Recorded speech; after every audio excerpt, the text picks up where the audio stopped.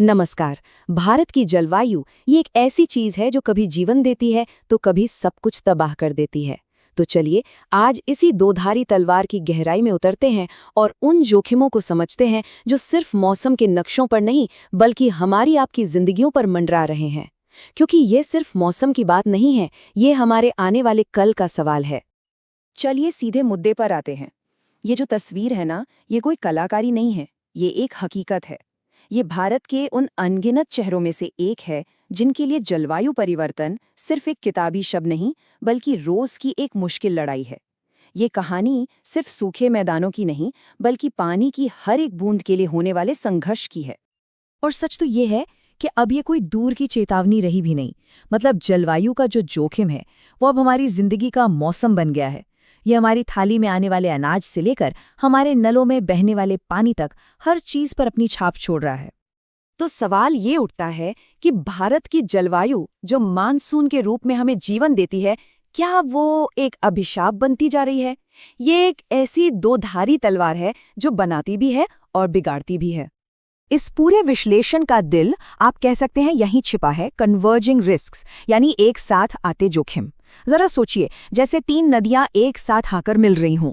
एक है जलवायु का खतरा, दूसरी है समाज में फैली असमानता और तीसरी है आर्थिक कमजोरी।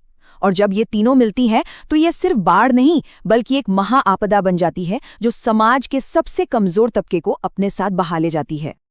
ठीक है, तो आइए अब उस विशाल मौसम इंजन को समझते हैं जो भारत को चलाता है। आखिर वो कौन सी ताकतें हैं जो हमारे मौसम के पैटर्न को इतना अनोखा बनाती हैं? चलिए इसमें गोता लगाते हैं। सबसे पहले बात करते हैं मानसून की। देखिए, ये सिर्फ बारिश नहीं है, ये अरबी शब्द मौसम से आया है जिसका मतलब ही मौसम होता है। असल में ये हवाओं का एक बहुत बड़ा मौसमी उलटफेर है जो भारत की जीवन रेखा है और देश की 80% से ज्यादा बारिश इसी से होती है। अब ये स्लाइड मानसून का पूरा जादू सामने रख देती है। जरा ध्यान से देखिए। बाईं ओर गर्मी का नक्शा है जहां हवाएं समुद्र की नमी को खींचकर जमीन की ओर ला रही हैं और बारिश ला रही हैं। और दाईं ओर सर्दियों में देखिए कैसे ये पैटर्न पूरा 180 डिग्री पलट जाता है।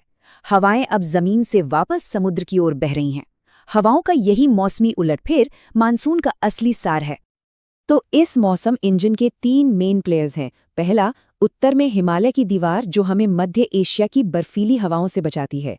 दूसरा, थार का रेगिस्तान जो गर्मियों में एक विशाल हीट इंजन बनकर नमी वाली हवाओं को अपनी तरफ खींचता है।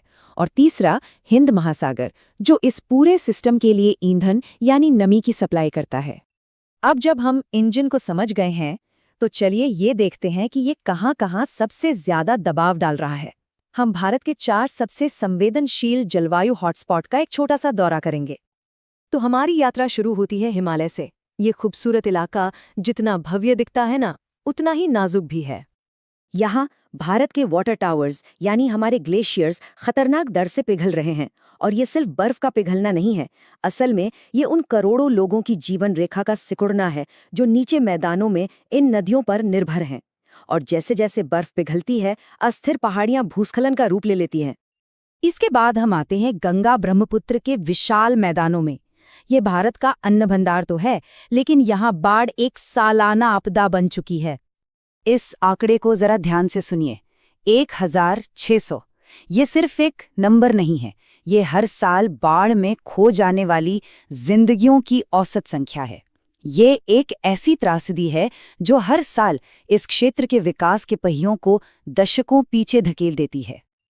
अब हम एक अलग ही चरम पर चलते हैं, भारत का धधकता हुआ मध्य भाग।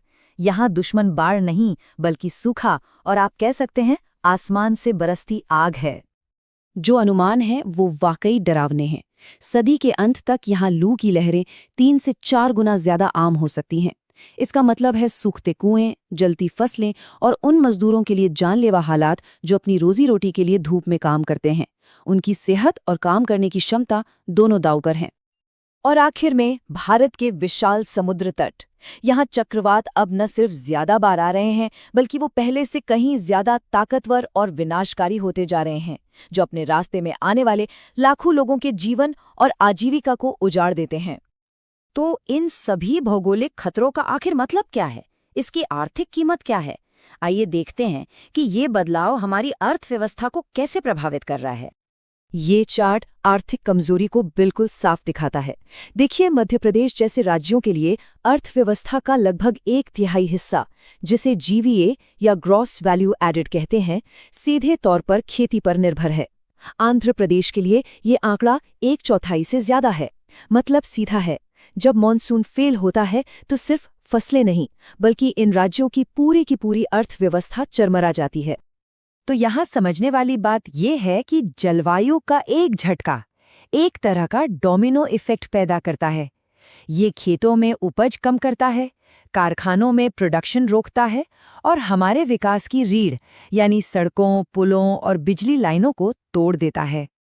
जब हम कहते हैं बुनियादी ढांचे को नुकसान, तो हमारा मतलब कुछ ऐसे नज़ारों से होता है। ये सिर्फ एक बस नहीं है, ये एक अर्थव्यवस्था का पहिया है जो रुक गया है।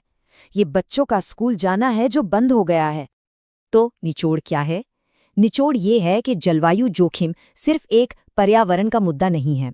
ये भारत के आर्थिक भविष्य और दुनिया के मंच पर उसकी मुकाबला करने की क्षमता का सवाल है। एक ऐसा धावक जिसके पैरों में मौसम की आपदाओं की बेड़ियां बंधी हों, वो दुनिया की दौड़ में आखिर कैसे आगे बढ़ेगा? तो क्या इसका मतलब सारी उम्मीदें खत्म हो गई हैं? जी नहीं, बिल्कुल नहीं। अब समस्या से हटकर समाधान की ओर बढ़ते हैं। चलिए देखते हैं कि हम एक मजबूत, लचीला भविष्य कैसे बना सकते हैं। देखिए, एक लचीला समाज 3 स्तंभों पर खड़ा होता है।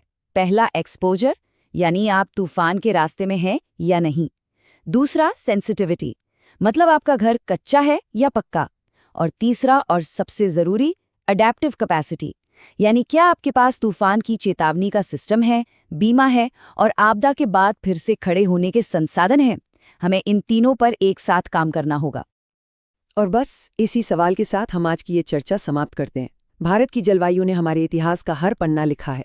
अब सवाल ये नहीं है कि जलवायु क्या करेगी, बल्कि सवाल ये है कि हम क्या करेंगे।